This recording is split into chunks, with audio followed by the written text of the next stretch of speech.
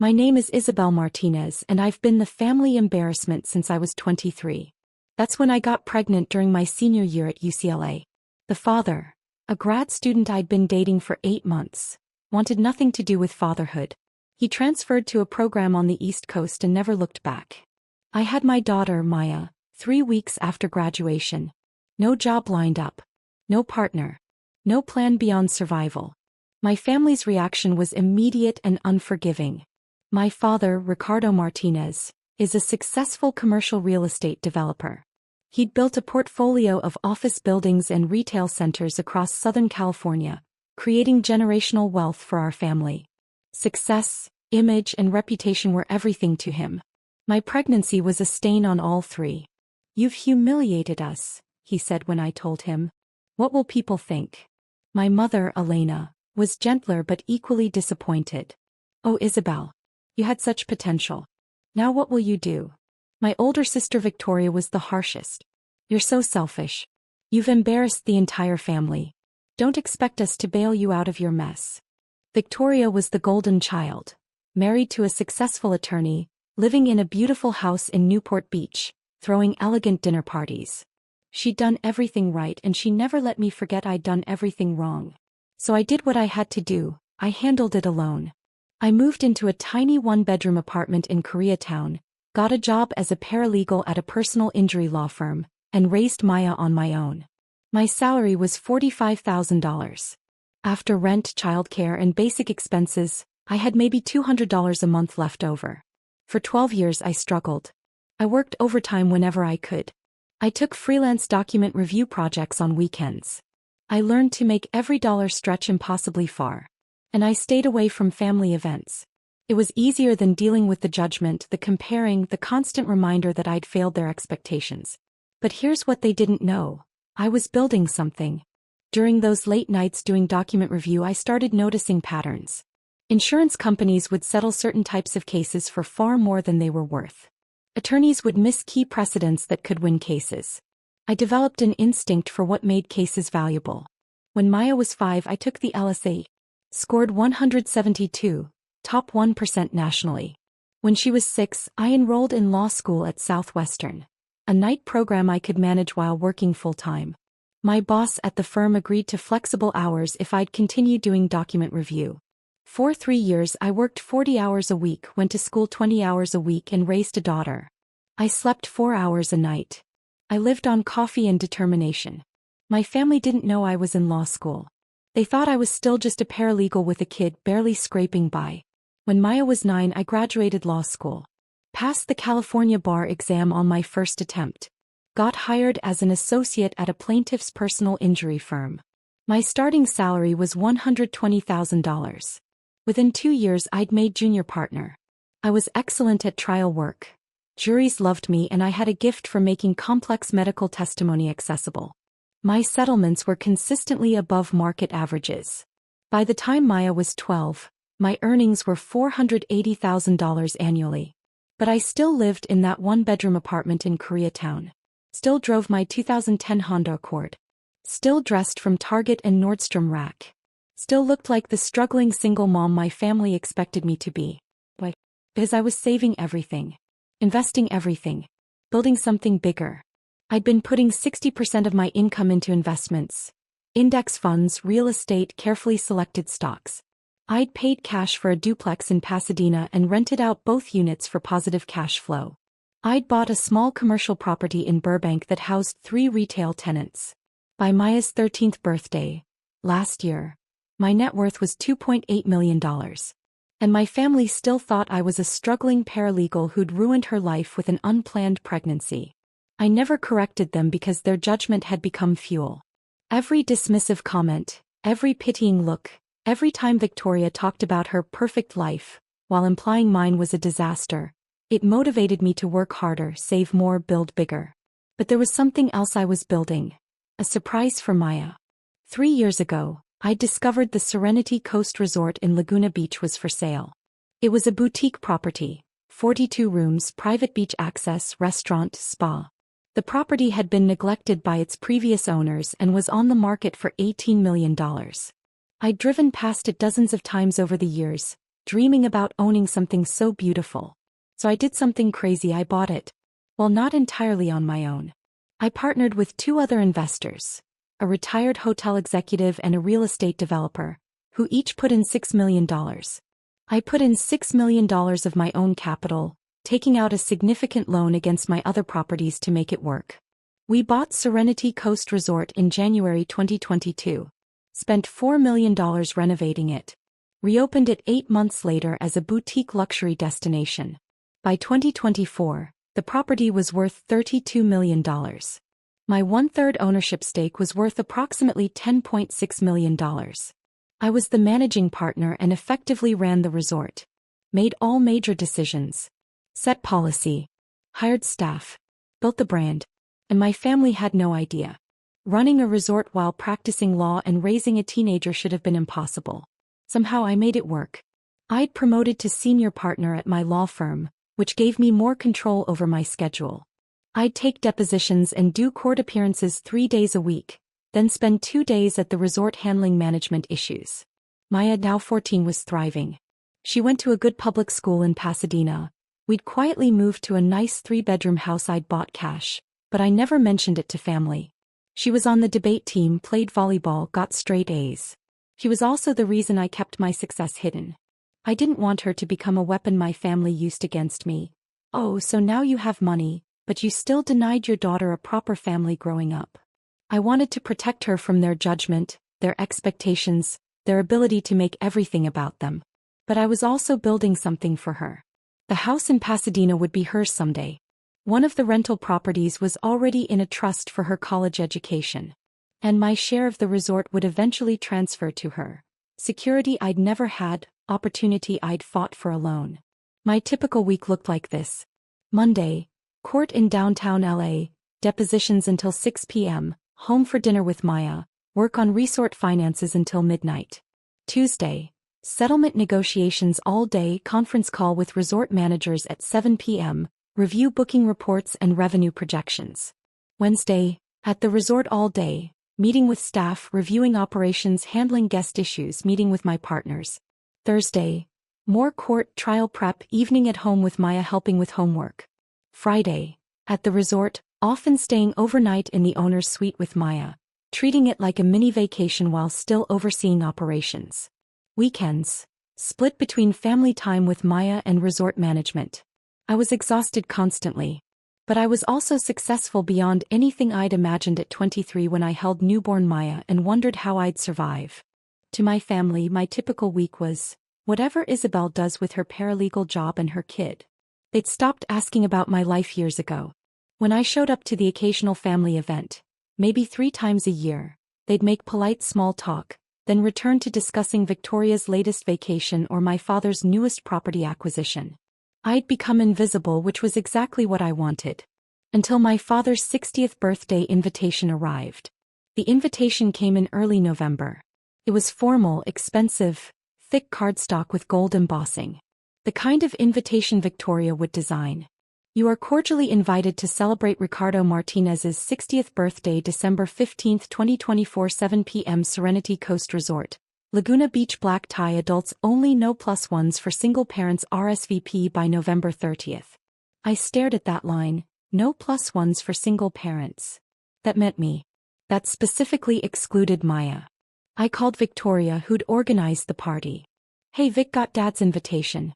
I wanted to clarify something. Isabel. Yes, we're so excited. Dad specifically wanted it at Serenity Coast. It's supposed to be beautiful now after the renovation. Yeah, about that. The invitation says no +1s for single parents. Does that mean? It means we want a sophisticated adult evening.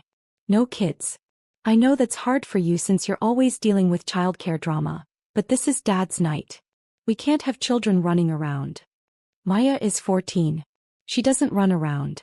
She'd sit quietly. Isabel, it's a black tie event. Adults only. Surely you can find a babysitter for one evening? Or is that too difficult for your situation? I felt something cold settle in my chest. Why situation? You know what I mean. Single mom, limited resources. If you can't afford a babysitter, I'm sure Mom would pay for one. We just don't need your childcare drama at Dad's party. I see. Great. So you'll RSVP, yes? Just you, no plus one. I'll think about it. Isabel, it's Dad's 60th birthday. You have to come. Even if it means dealing with your complications. I hung up. That evening, I sat with Maya at our kitchen table in Pasadena. They don't want you at Grandpa's party, I told her. The invitation specifically excludes you. Maya shrugged. She'd learned young not to expect much from my family. It's fine, Mom. I can stay with Ashley that night. It's not fine. You're his granddaughter. You should be included. They've never really included me before. Why would they start now? That broke my heart. He was right. My family had kept Maya at arm's length her entire life, polite at mandatory holidays, but never truly embracing her as one of them. Here's the thing, I said carefully. The party is at Serenity Coast Resort. That's that pretty place in Laguna you've taken me to, right? Yes. That pretty place I own 1/3 of. Her eyes went wide.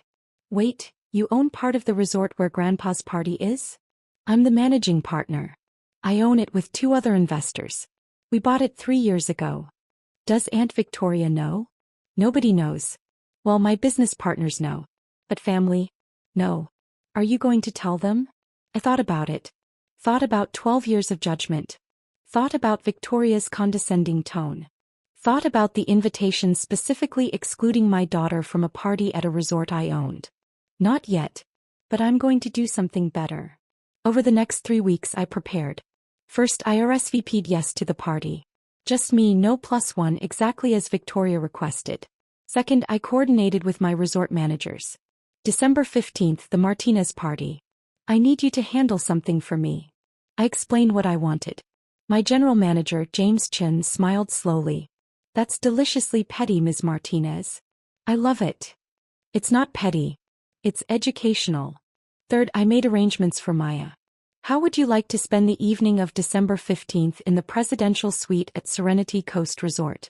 Room service, movies, the works. Her eyes lit up. Seriously. Seriously. You can't come to the party, you're not invited. But you can stay at the resort. It's technically your property too, since it'll be yours someday. Mom, this is the best revenge. It's not revenge, sweetie. It's clarity. Fourth, I bought a dress. Not from Nordstrom Rack this time. From a boutique in Beverly Hills. A stunning black evening gown that cost $3,200. Designer heels. Professional hair and makeup. If I was going to stop being invisible, I was going to do it properly. Finally, I met with my business partners to discuss strategy. You're sure about this? Asked Margaret Chin, the retired hotel executive. Going public with your ownership at a family event could get messy. It's already messy. They're throwing a party at my resort while excluding my daughter and treating me like I'm too poor to afford a babysitter. Then let's make sure the reveal is spectacular, said David Park, the real estate developer. James has the logistics covered? Every detail. On the evening of December 15th, I dropped Maya at the resort's presidential suite at 5 p.m. She had room service menus, streaming services, and instructions to call me if she needed anything. Have fun at Grandpa's party, she said, grinning. I'll be here enjoying the suite you own. Technically, we own it together. Even better. I went to prepare myself. Hair and makeup at the resort spa. Changed into my $3,200 dress. Looked in the mirror and barely recognized myself. I looked expensive, successful, powerful. I looked like someone who owned a luxury resort, not someone who'd been dismissed as a struggling single parent.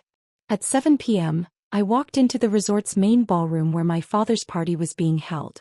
The ballroom was stunning. Victoria had clearly spared no expense. Flowers everywhere, elegant table settings, a live band, waiters circulating with champagne and hors d'oeuvres. About 60 guests were there.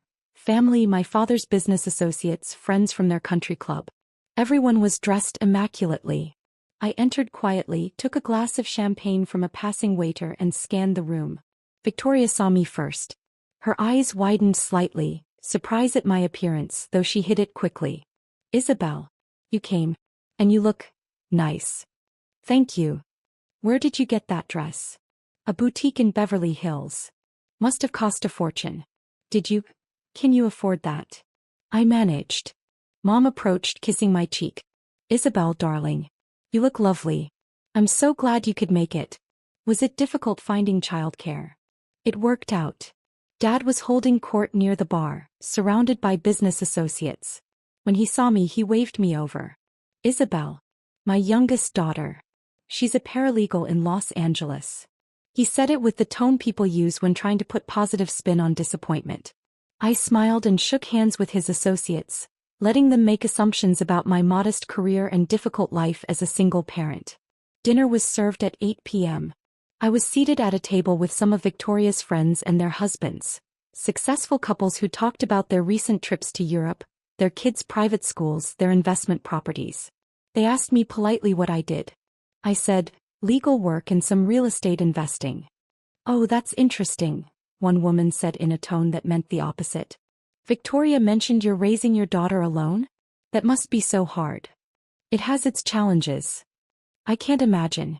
We have 2 nannies and I still feel overwhelmed. How do you manage on a paralegal salary? Before I could answer, Victoria clinked her glass for attention. Everyone. Thank you so much for joining us to celebrate my father's 60th birthday. Dad, we love you so much. You've built an incredible life, an incredible business, and you've given us all such opportunities. She went on talking about his success, his generosity, his vision. Everyone applauded. Then she added, Dad specifically chose Serenity Coast Resort for this celebration because he appreciates excellence. This resort recently underwent a complete renovation and is now one of the premier boutique properties in Laguna Beach. It's exactly the kind of sophisticated venue that reflects Dad's taste and success. More applause. I sipped my champagne and waited. Dinner continued. The main course was served, filet mignon and lobster tail. The wine flowed. Conversation buzzed. Around 9 p.m. James Chin, my general manager, approached the table where Dad and Victoria were sitting with some family members and business associates. I watched from my table across the room. Excuse me, Mr. Martinez? James said politely. I'm James Chin, the general manager. I'm sorry to interrupt your celebration, but we have a situation. Dad looked annoyed. What kind of situation? The owner of Serenity Coast Resort has requested that your party relocate to a different area of the property. Complete silence at the table. What? Victoria's voice was sharp. That's absurd. We booked this ballroom months ago. We have a contract. Yes, ma'am. However, the owner has certain rights regarding property usage. She's requesting you move to the terrace area, which is quite lovely. Absolutely not, Dad said, his face reddening. We paid for this ballroom. We're staying in this ballroom. This is unacceptable. I understand your frustration, sir, but the owner is quite firm on this matter. Then get the owner here now. Dad demanded, standing up. I want to speak to whoever thinks they can disrupt my birthday celebration. James smiled politely. The owner is here, sir. She's currently in the presidential suite with her daughter. Shall I request she come down? Yes. Immediately. Very well, sir. I'll let Ms. Martinez know you'd like to speak with her. I watched Dad's face go through several expressions. Confusion, then recognition, then disbelief. Ms. Martinez? He repeated. Sir. Isabel Martinez. She's the managing partner and majority decision-maker for Serenity Coast Resort. She's been here all evening, actually. Would you like me to bring her to you, or would you prefer to go to her? Victoria had gone pale. Isabel owns this resort? 1/3 ownership, ma'am. Along with 2 other partners. But as managing partner, she handles all operational decisions, including venue usage. My mother stood up. There must be some mistake. No mistake, ma'am. Ms. Martinez and her partners purchased Serenity Coast Resort in January 2022. Completed a $4 million renovation. Reopened it 8 months later. Under her management, the property value has increased from $18 million to approximately $32 million. She's been quite successful.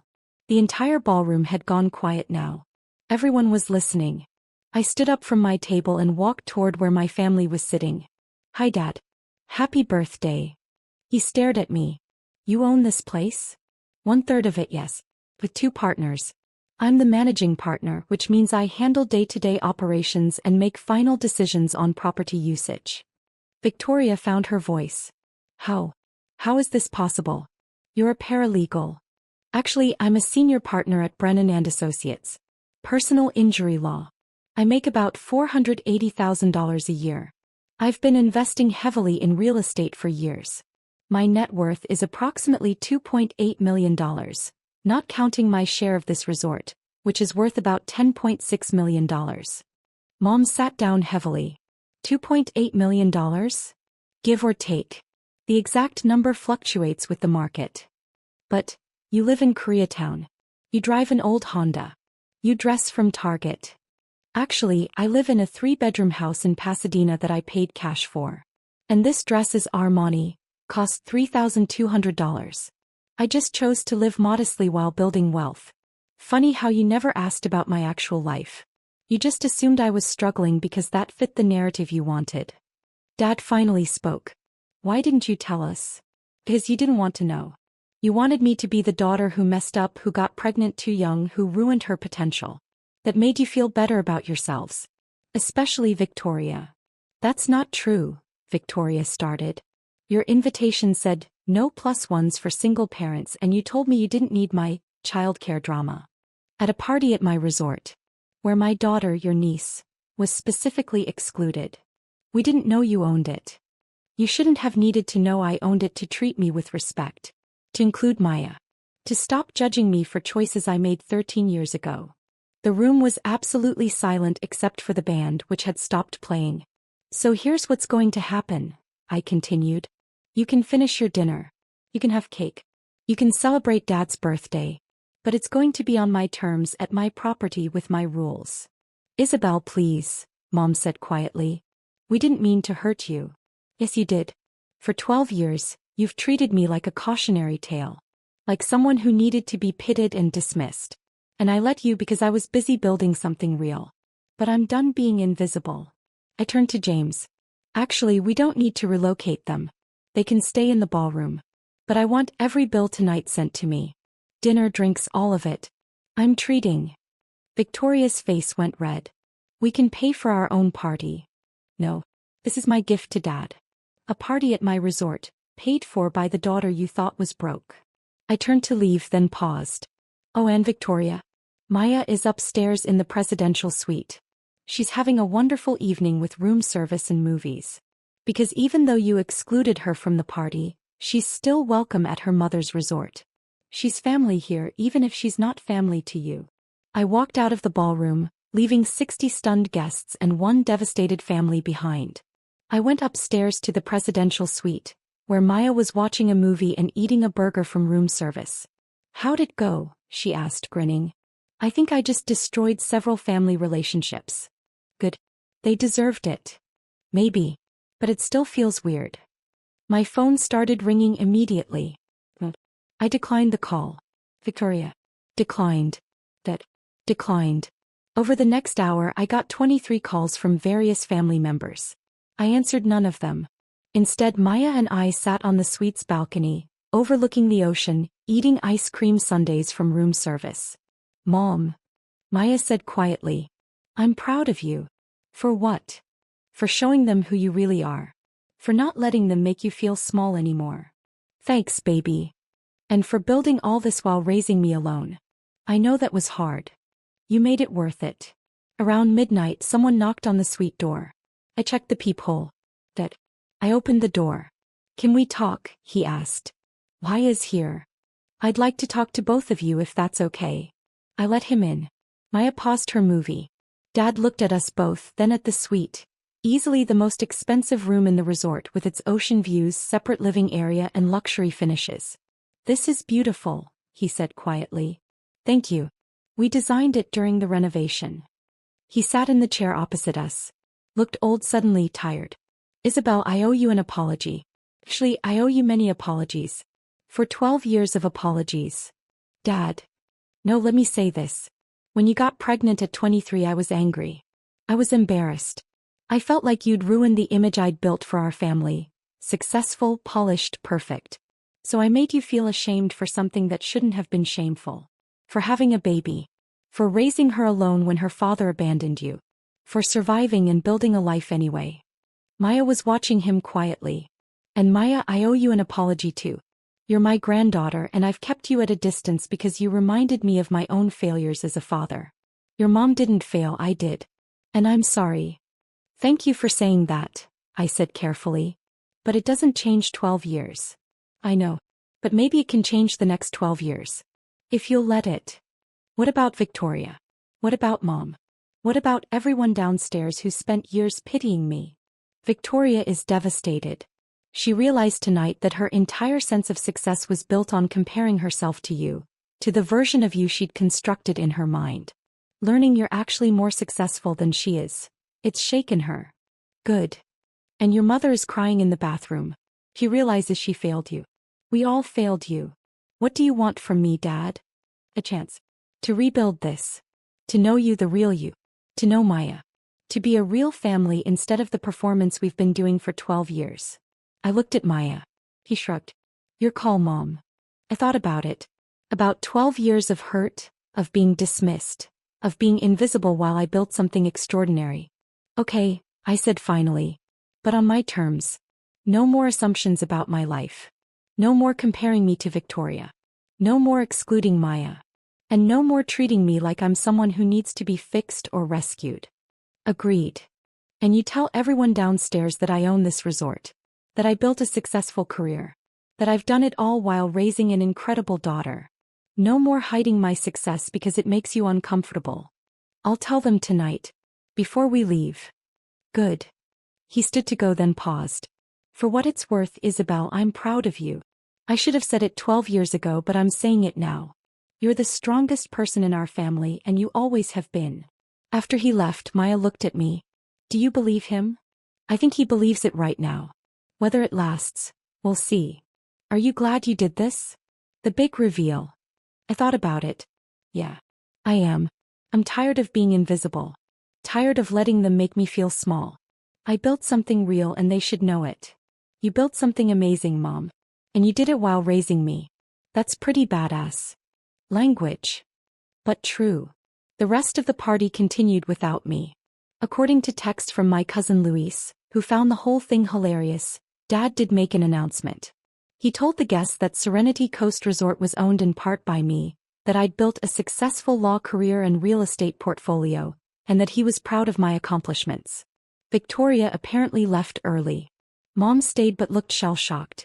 Over the next month, my family slowly came to terms with reality. Mom called weekly wanting to really get to know me. We started having lunch monthly, just the two of us. She asked about my work, my investments, my life. She listened to my answers. Victoria took longer. 3 weeks after the party, she sent a long email. Isabel, I've spent weeks processing what happened at Dad's party. At first I was humiliated. Everyone knows now that you're more successful than me. Then I was angry, at you for hiding it, at myself for not seeing it. But mostly I've realized I was jealous. When you got pregnant I felt superior. Like I'd done everything right and you'd messed up. And I've been holding on to that feeling for 12 years because it made me feel better about my own insecurities. The truth is you're brilliant. You took a situation that could have destroyed you and used it as fuel to build something incredible. You raised an amazing daughter while building a career and a real estate portfolio. You're stronger and smarter than I'll ever be. I'm sorry. For 12 years of dismissiveness. For the invitation. For treating you like you were less than me. You were never less, you were always more. I was just too insecure to see it. Can we start over? Victoria. I responded, we can try. Maya's relationship with her grandparents transformed. They started coming to her volleyball games. Dad took her to dinner monthly and actually asked about her life. Mom helped her with college application planning. They were learning to be grandparents 12 years late but finally showing up. The most meaningful change was in how I saw myself. For 12 years I'd built my success in secret, afraid that visibility would invite judgment. I'd let my family's perception of me as a struggling single mom define how I presented myself to the world. But I wasn't struggling. I wasn't a failure. I wasn't someone who needed to be pitied or rescued. I was Isabel Martinez, attorney, investor, resort owner. Single mother who'd built something extraordinary while raising an incredible daughter. And I wasn't hiding anymore. 6 months after Dad's birthday party, Maya and I hosted our own celebration at Serenity Coast Resort. It was her 15th birthday. We invited family, Dad, Mom, Victoria and her husband, cousins, uncles, aunts. We also invited Maya's friends, her volleyball team, teachers she loved. The party was in the same ballroom where Dad's party had been. But this one had a different energy, joyful, inclusive, real. During the party, Maya made a toast. Thank you all for coming. I want to say something about my mom. She looked at me, her eyes suspiciously shiny. 15 years ago she had me when she was 23. Everyone told her it would ruin her life. And for a long time, people treated her like it had. But my mom is the strongest person I know. She went to law school while working full-time and raising me. She built a successful career. She invested in real estate. She bought this resort, this beautiful place where we're standing right now. And she did all of it while making sure I had everything I needed. She taught me that success isn't about what other people think. It's about what you build when nobody's watching. It's about being proud of who you are even when others aren't. It's about never letting anyone make you feel small. So here's to my mom, Isabel Martinez. Attorney, investor, resort owner, and the best mother I could have asked for. Everyone applauded. I was crying. Victoria was crying too. After the party, Dad pulled me aside. Isabel, I've been thinking. I'm getting older and I want to make sure my estate planning reflects reality. You and Victoria will inherit equally, of course. But I'm also establishing a trust for Maya. $500,000 for college and getting started in life. Dad, you don't have to. I do. She's my granddaughter and I've missed 12 years of her life. I can't get that time back, but I can make sure she knows she's family. Really family, not just an afterthought. Thank you. And Isabel, I know I failed you. For 12 years, I let my pride and embarrassment damage our relationship. I can't change that. But I want you to know, you're the most successful person in this family. Not because of your money or your property, but because you never gave up. You took something that could have broken you and used it to build something extraordinary. That's real strength. Last month, Victoria called with a proposal. Isabel, I'm thinking of going back to school. Maybe law school, maybe business school. Can we talk about it? I'd love your advice. We met for coffee. She asked real questions about my career, my investments, my decision-making. She listened. She took notes. She didn't compare or compete, she just learned. I wasted 12 years being jealous, she said. I don't want to waste any more time. I want to actually know my sister. The real one, not the version I made up to feel superior. I'd like that. And I want Maya to know her aunt. Really know me. Can I take her to lunch? Maybe shopping? I want to build a real relationship with her. She'd love that. My relationship with my family will never erase 12 years of hurt. But it's real now. Honest. Built on who I actually am rather than who they thought I should be. Last week I closed on another property, a small hotel in Palm Springs. 14 rooms, pool, mid-century modern aesthetic. Purchase price, $4.2 million. My net worth is now $3.9 million, not counting my resort stake. Maya starts looking at colleges next year. She wants to study business, maybe go into hotel management. I want to build things like you did, Mom. But maybe I'll start with a better foundation. You already have a better foundation. You have a mother who sees you, supports you, and will never make you feel like you have to hide your success. Best foundation possible. Dad's birthday invitation said, adults only, don't bring your drama. He was right about one thing. I did bring drama. But it was truth-telling drama, not childcare drama. And the truth was this. I'd built an empire while raising my daughter alone, and I wasn't apologizing for it anymore.